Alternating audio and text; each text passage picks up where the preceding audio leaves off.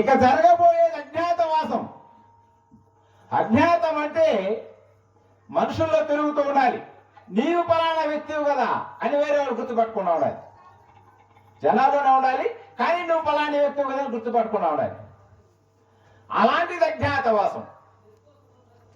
ఇక జరగబోయేది అజ్ఞాతవాసం అని గ్రహించి పాండవులు తమ వెంట వచ్చిన బ్రాహ్మణులందరికీ నమస్కరించి, అయ్యా బ్రాహ్మణోత్తములారా, ఇన్ని రోజులు సూర్య భగవాని కృప వల్ల వచ్చిన ఈ అక్షయ పాత్ర వల్ల మిమ్మల్ని అందరినీ పోషించిన, కానీ ఇక మాకు జరగబోయేది అజ్ఞాతవాసం కాబట్టి మీ నెలలు మీరు చేరుకుంటే వాళ్ళు పంపించేసినారు.